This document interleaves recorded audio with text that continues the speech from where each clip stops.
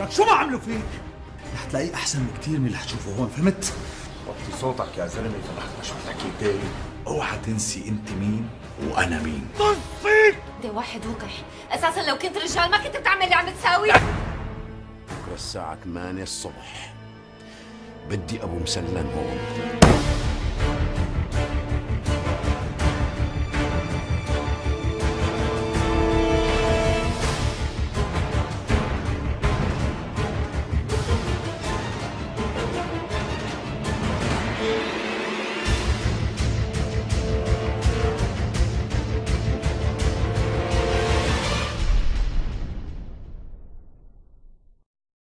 تتجوزيني؟ رح اتجوز عرفي وبالسر.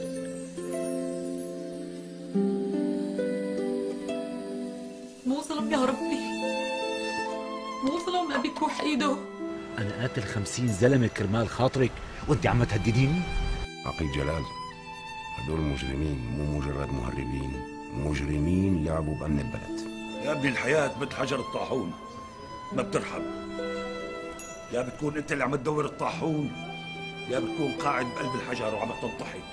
اذا كان ابوكم عم يداري هلا زواجه عنا وعم يحافظ على مشاعري ووجودي، بكره بتصير القصه على المكشوف. انت حضرتك يا بنت الجامعات والمدارس يا مثقف يا متعلمه، فكرتي شو بده يصير فيكم انتو بعد ما انا موت؟ ولك يا حوينة ترباية ابوك فيك، ولك تفوق عليك. وهذا الجواز العربي ما بتحلمي فيه، عم تفهمي؟ حتى لو اعطيتك حق ظرف حبه من اللي عم تسفه. بجوز لو الله طعمني ولا ما كنت هيك. بس انا حابه اقول لك انه الحياه بدها تمشي، قد ما عذبتنا وقد ما ضحكتنا وقد ما بكتنا. بك يا بنت الناس صندوق الدعم عم بدفع فيه مثل ما عم يدفع اي رجل اعمال ثاني، وهن عم يستفيدوا مثل اي عائله متضرره من الانفجار. المشكله انه كل الجرحى اجمعوا على واحد وقف بالباص وطلبوا من السائق ينزلوا قبل ما تصير الحادثه بثواني، بس ما حدا متذكر الحاله بشكل واضح. بس لهلا ما اعطيتني اي شيء بيفيدني بالتحقيق. الله لا يوفقك يا ابو قاسم، الله لا يوفقك، الله يخرب بيتك الهي. فضحت بالحاره الله يفضحك. قلبي مو مرتاح للشغل عنده، هذا واحد حقير. طيب واذا قلت لك انه كرمال البلد لازم نروح؟ الانفجار خلوا سومر ما يقدر يكون زوج بمعنى الكلمه. من يقول انه هذا كرسي مولي؟ ليلى، ليلى شيلوه من وجهي ليلى.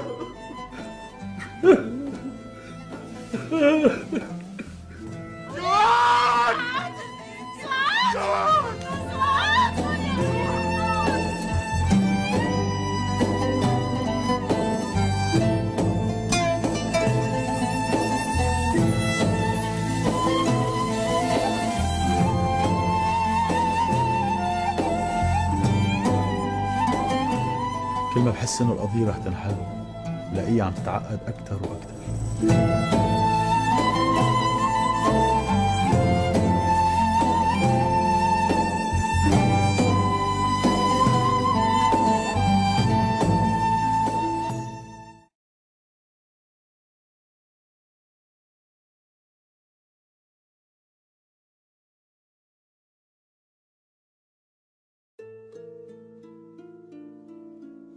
كل الدنيا واقفة ضدي. بدي اياكي انتي تكوني معي بهذا اليوم على الاقل.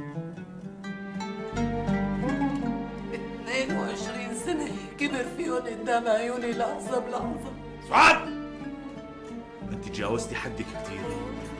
الحمد لله الله كافيني وماني بحاجتك. من كثرة المصاري اللي عم تلعب بين ايدينا. الخطأ اللي عمله هذا الموظف هو خطأ كتير صغير من الأخطاء الكبيرة والكتيرة اللي سببت الانفجار ووصلت البلد لهون. بتخلي الواحد مروق ومصطهج، وحياتك لا المرأة ولا أنية الويسكي تعطيك هيك رواب. ولك الله يغضب عليك، شوف لوين وصلتنا، شوف لوين وصلتنا. انا هلا رح امشي وما بقى بدي اشوفك ابدا، واذا بتقرب صوبي انا بعرف كيف اتصرف معك. اللي قتله بجوز هلا يكون نايم جنب امه ولا مرته، وانا ابني نايم بالقبر، نايم بالقبر. شرف شلوا اولاد الكلب، شلوا اولاد الكلب. تصرفه غلط، غلط يا عقيد جلال.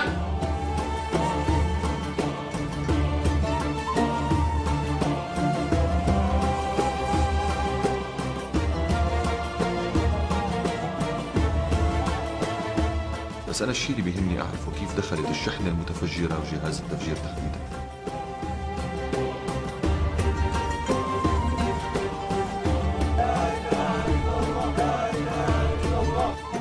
أنا تزوجتك لأني بحبك، مو لأي شيء تاني.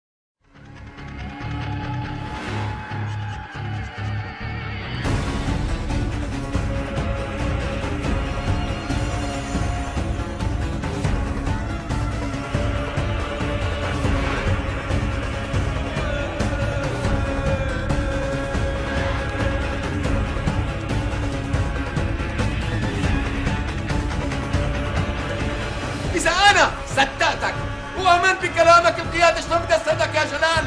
رجعهم الرد، رد رد. نزلني، عملك نزلني.